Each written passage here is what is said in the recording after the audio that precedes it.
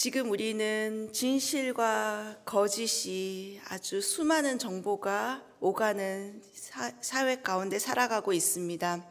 예전에 그 거짓말 탐지기라는 것이 있어서 연예인의 그 사생활을 묻는 질문에 진실, 거짓을 판명하는 그런 방송이 있었던 것이 갑자기 생각이 났습니다. 사람은 누구나 진실, 진짜 이야기를 알고 싶어 합니다. 우리가 믿는 사람들에게 가장 확실한 거짓말 탐지기가 있습니다. 그것은 바로 진리의 영이신 성령님이십니다.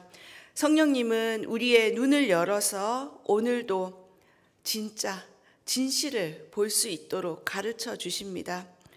오늘 사도 바울이 1차 전도 여행 중에 처음으로 방문했던 이 갈라디아 지역에서 진실된 복음을 전했습니다. 그리고 잠시 바울이 그 갈라디아 교회를 떠나서 다른 지역에서 복음을 전하고 있을 때 극성 유대인들이 이 갈라디아 지역에 와서 그 믿는 사람들을 마음을 혼동하게 했습니다. 그것은 예수님 믿는 믿음 이외에도 할례도 받아야 되고 또 이 율법도 지켜야 된다. 그래야지 구원받을 수 있다. 이렇게 이야기한 것입니다. 그래서 그 갈라디아 성도들은 예수님 믿으면 구원받는다고 바울에게 들었는데 또 율법도 지켜야 되고 할례를 받아야지만 구원을 받는구나 라는 그런 잘못된 믿음을 갖게 된 것입니다. 그래서 마음이 아주 혼란스러운 상태였죠. 그래서 오늘 4장 말씀을 통해서 바울은 갈라디아 교인들에게 믿음으로 살아야 된다는 것을 다시 한번 호소하고 있습니다. 어제까지의 본문은 이제 믿음으로 하나님의 아들이 되었다. 그래서 교리적인 호소를 했다면 오늘 본문은 사도 바울이 이제 감정적인 호소를 하고 있는 거죠. 정서적으로 어미의 심정으로 해산의 수고를 감당하며 낳은 영적 자녀들입니다. 당신들은 그만큼 소중합니다라는 것을 이제 호소하고 있는 것입니다. 우리의 이 육적인 생명, 또 그리고 영적인 생명, 누군가의 희생과 수고로 우리가 오늘 이곳에 있다는 것을 기억했으면 좋겠습니다. 말씀을 통해서 우리 믿음의 현주소, 나를 위해서 기도하고 있는 그 한 사람, 수고해준 그 사람이 있기 때문에 내가 오늘 이곳에 있다는 것을 다시 한번 기억하면서 오늘 이 말씀을 나눴으면 좋겠습니다. 12절부터 16절 말씀을 다시 한번 읽겠습니다. 시작. 형제들이여, 내가 여러분과 같이 됐으니 여러분도 나와 같이 되기를 바랍니다. 여러분은 내게 아무런 해도 끼치지 않았습니다. 여러분이 알다시피 내가 처음에 여러분에게 복음을 전하게 된 것은 육체의 연약함 때문이었습니다. 그리고 내 육체의 연약함이 여러분에게 시험거리가 될 만한 것이었는데도 여러분은 비웃거나 멸시하지 않았고 도리어 나를 하나님의 천사처럼 그리스도 예수처럼 환영해 주었습니다. 그런데 여러분의 복이 어디에 있습니까? 나는 여러분에게 증언합니다. 여러분은 만약 할 수만 있었더라면 여러분의 눈이라도 빼서 내게 주었을 것입니다.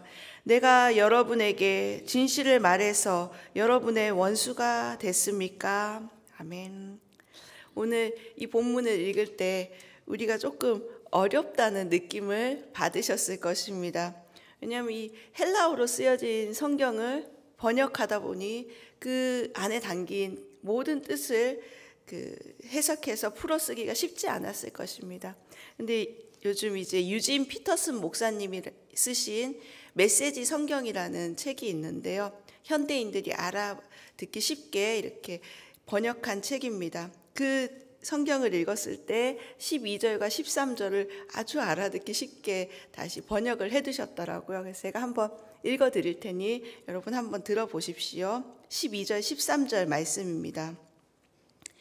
사랑하는 친구 여러분, 내가 여러분과 함께 있을 때에 여러분의 입장에 서려고 노력했던 것처럼 여러분도 나의 입장에 서려고 노력해 주십시오.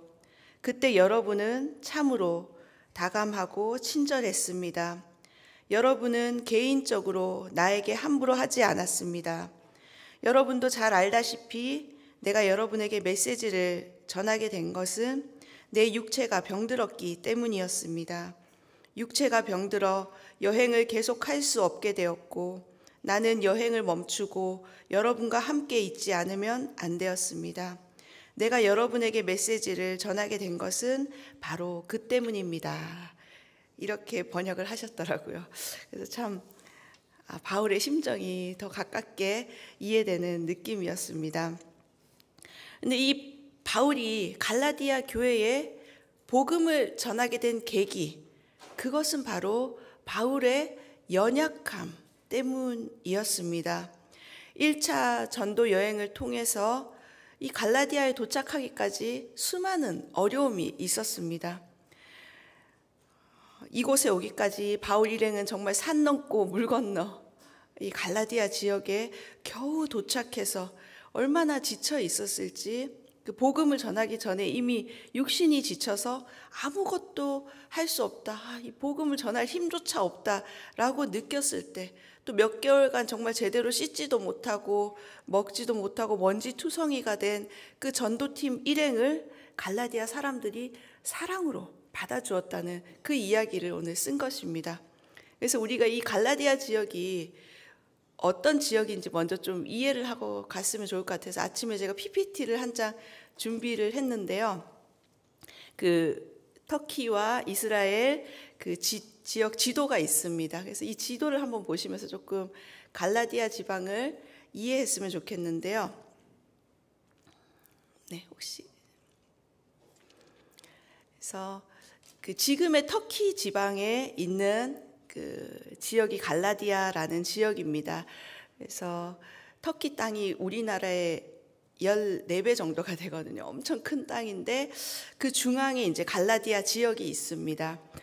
거기에 가려면 먼저 그 수리아 안디옥에서 출발해서 구브로라는 또 섬을 지나서 다시 배를 타고 또 그 터키의 버가라는 지역으로 가서 버가라는 지역에서 다시 갈라디아 지역으로 이동을 해야 되는데요. PPT가 아직 조금 없었어요. 네, 알겠습니다.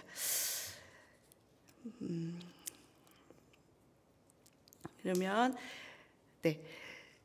PPT를 제가 보냈는데 오늘 조금 착오가 있었던 것 같습니다. 다음에 제가 준비해서 보내드리도록 할게요. 그래서 이 버가에서 갈라디아 지방으로 넘어갈 때 그 큰 산맥을 하나 지나가야 합니다. 타우루스 산맥이라는 그 큰 산을 지나가야 되는데 그 일본에도 나가노에 키타 알프스라는 그 큰 산맥이 있잖아요. 보통 그 산맥을 넘어가려면 얼마나 힘들겠습니까? 한 보통 3,000m 되는 아주 높은 산맥인데요.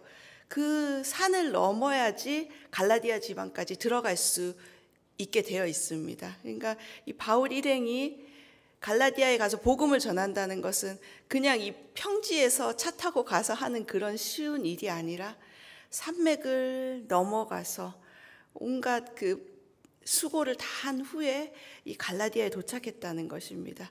그래서 그 갈라디아 사람들을 처음 만났을 때 아주 멋있게 옷을 입고 가서 만난 것이 아니라 아주 꼬질꼬질한 모습으로 첫 대면을 한 것이죠. 그런 바울의 일행을 갈라디아 사람들은 겉모습만 보고 외면한 것이 아니라 사랑으로 받아주었다는 것입니다. 그래서 보통 아픈 손님이 오면 사실 얼마나 골치 아픈 일입니까? 그런데 오늘 이 본문에 있는 말처럼 바울을 하나님의 천사, 예수님처럼 환영해 주었다는 것입니다.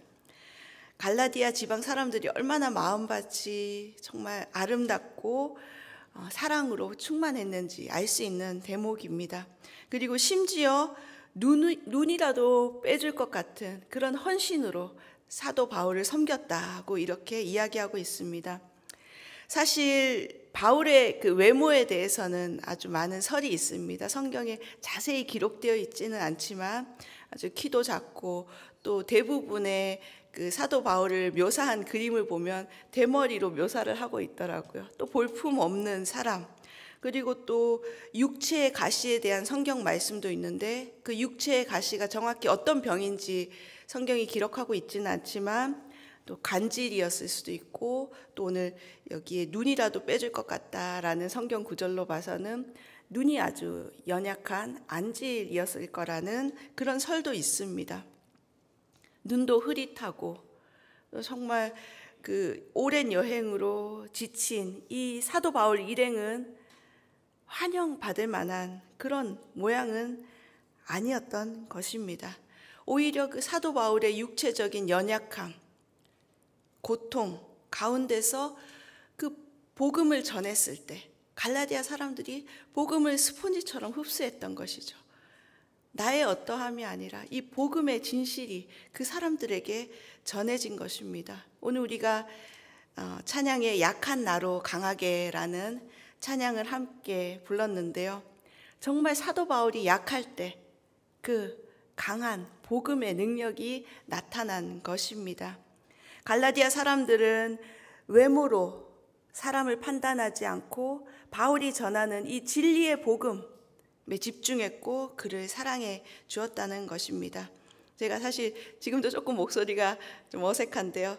이번 한 주간 감기 몸살이 와서 조금 이제 힘든 시간을 보냈는데 이 말씀을 읽는데 정말 우리 성도님들이 이렇게 정말 볼품없고 연약한 종을 얼마나 사랑해 주시고 소중히 여겨 주시는지 그 사랑만으로도 감동이 있는 한 주였습니다.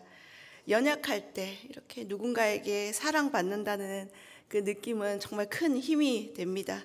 그래서 이 목회는 내 힘으로 하는 거 아니구나. 정말 성령님이 하시는 일에 그저 내가 숟가락 하나 얹어서 동참하는 이 은혜, 정말 절실히 느끼는 그런 한 주였습니다. 우리가 오늘 이렇게 순수하게 복음을 사랑하고 주의 종을 사랑했던 이 갈라디아 사람들, 그런데 어느 순간 이 사람들이 갑자기 돌변을 한 것이죠.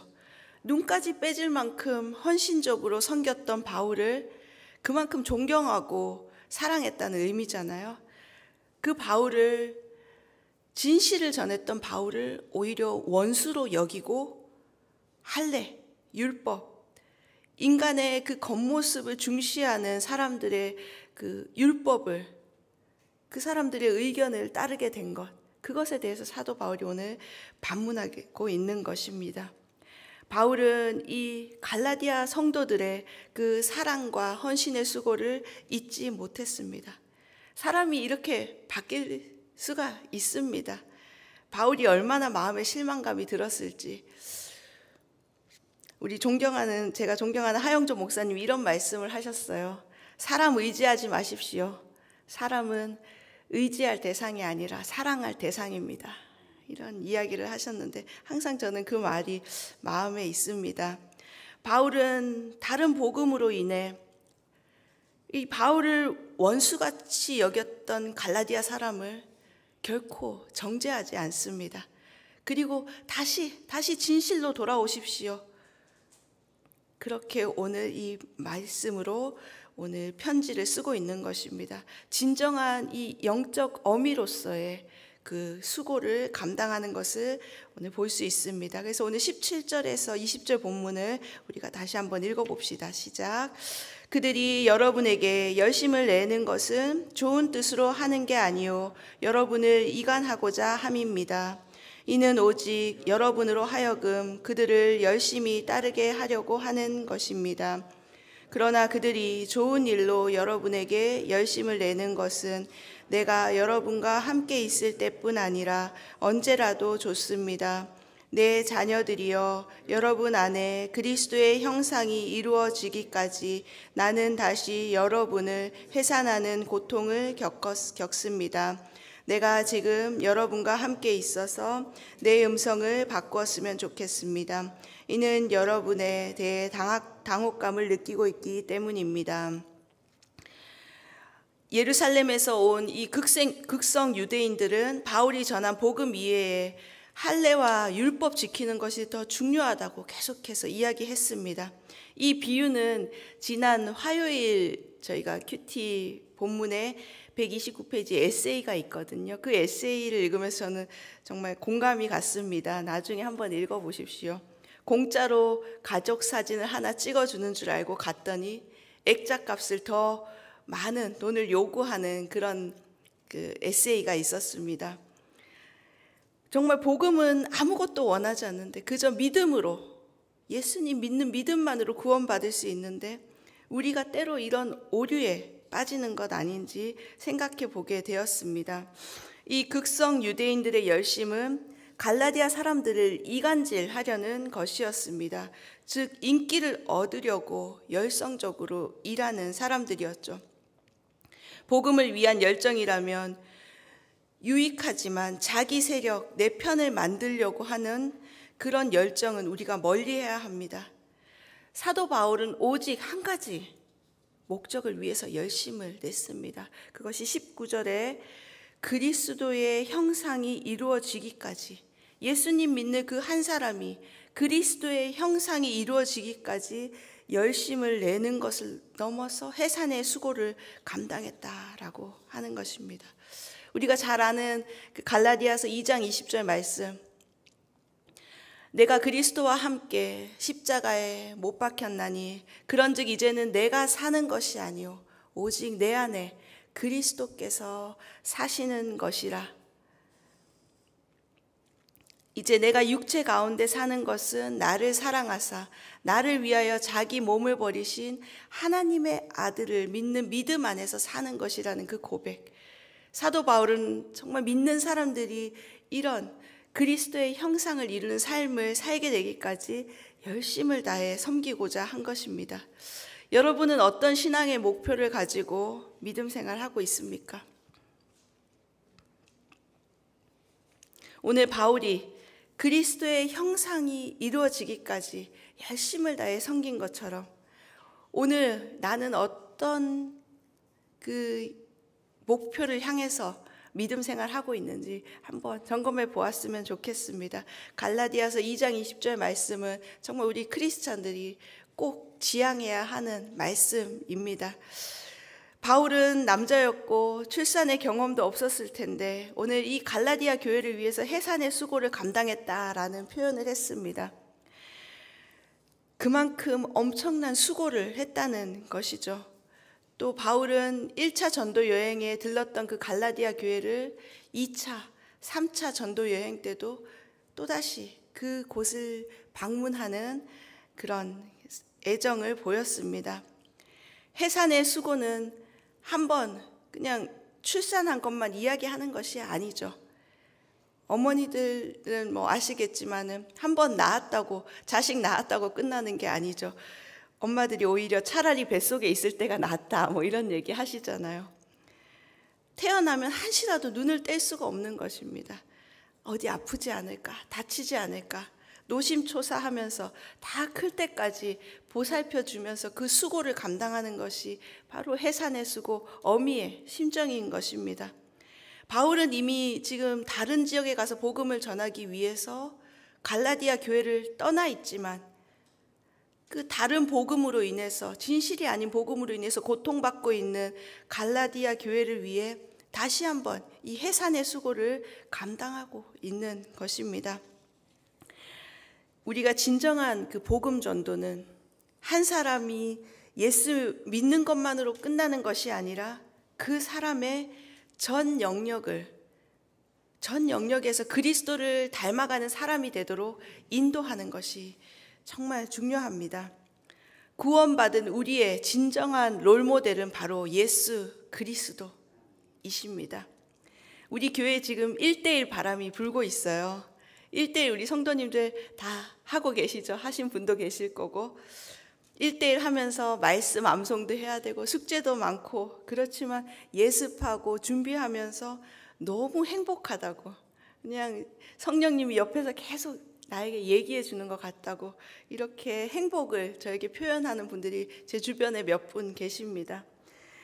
이런 이야기를 들을 때 정말 목회자로서 너무 행복합니다. 지금 저도 이제 양육자 반을 19명 같이 공부하고 있습니다. 매주. 그래서 누군가에게 예수 그리스도를 가르치고 또 소개하는 것만큼 축복된 삶이 없습니다. 준비된 양육자는 예수님이 부르실 때, 예수님이 이 사람에게 빨리 성경 가르쳐야 돼, 복음 전해야 해 했을 때 바로 양육할 수 있습니다. 그래서 우리는 언제든지 양육할 준비를 하고 있어야 됩니다. 그래서 우리 양육자반 아직 안 하신 성도님들은 내년에 꼭 양육자반 하셔서 준비된 양육자 되셨으면 좋겠습니다. 지난 주일에 우리 청년부 예배에서 세례받은 한 자매님이 계십니다.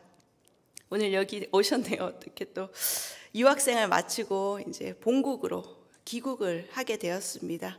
그 전에 이 일본 땅에 와서 세상에서 가장 정말 최고의 가치, 예수님 복음을 믿고 받아들였으니 인생 이제 정말 성공한 것이죠. 우리 자매님의 믿음이 얼마나 귀한지 모릅니다. 또 얼마 전에 아울리치까지 갔다 오고 정말 귀한 믿음의 그 결정을 하고 이제 본국으로 돌아가게 되는데, 사실 그 자매님의 나라는 기독교를 아주 박해하고 또 지금 모든 선교사를 다 추방한 그런 나라입니다. 그래서 그 틈을 타서 이단 교회들이 침투했고 정말 믿음을 지키는 것이 아주 어려운 그런 환경에 놓여져 있습니다. 그래서 정말 이 자매님의 믿음을 하나님께서 잘 지켜주시도록 우리가 정말 기도하고 이렇게 계속 중보의 그런 삶을 살고 싶은데요. 그래서 가기 전에 1:1 권유를 했을 때 자매님이 계속해서 성경 공부하고 싶다 이런 의사를 표현해 주셔서 하나님께서 또 요즘 이 최첨단 시대에 허락해 주신 또 1:1 온라인 방법으로 1:1을 진행하게 되었습니다. 그래서 정말 이 자매님 한 분을 통해서 그 지역, 그 가정과 지역에 정말 선한 복음의 영향력이 흘러갈 수 있도록 우리 성도님들 그 나라와 이 자매님 위해서 기도해 주셨으면 좋겠습니다. 우리가 평생을 살면서 한 사람을 그리스도께 돌아오게 할 수 있다면 그것만큼 복된 일이 없습니다. 나와 전혀 상관없는 그 한 사람을 위해서 기도해주고 또 품어주고 기다려주고 인내하는 것은 정말 사실 수고스러운 일이죠. 때로는 귀찮을 수도 있습니다. 그런데 이 해산의 수고를 감당하는 것이 어떤 결과를 낳을지 우리는 다 알고 있지 않습니까? 우리가 1:1 양육자가 되어서 한 영혼을 위해서 뜨겁게 기도하는 그 일을 통해서 하나님은 새로운 일을 행하시고 또 지금 이 일본 땅에서 더 놀라운 영적 부흥을 일으켜 주실 것입니다. 바울은 이 갈라디아 교인들이 그리스도의 복음 안에서 믿음 생활하는 것을 떠나서 다시 그 율법의 저주 아래 들어가는 것을 아주 애통해하면서 오늘 이 편지를 쓴 것입니다. 오늘 나는 얼마나 한 영혼을 위해서 해산의 수고를 감당하고 있는지 한번 되돌아보기 바랍니다. 또 우리가 그동안 지금까지 살아오면서 영적인 교제를 나누었던 사람들을 한번 떠올려 보기 바랍니다. 그래서 오늘 한번 다시 사랑의 연락을 해보았으면 좋겠습니다. 그 사람이 혹시 믿음에서 떠나 있지는 않은지, 복음 안에서 진정한 자유를 누리며 오늘 살아가고 있는지, 율법에 매여서 힘겹게 지내고 있지는 않은지 오늘 한번 그 사랑의 안부를 전하면서 바울의 심정으로 기도하며 나아갔으면 좋겠습니다. 오늘 우리 동경 온누리 교회 가운데 이 영적인 자녀를 위해서 해산의 수고를 감당하는 바울과 같은 동력자들이 많이 세워지기를 주님의 이름으로 축원합니다.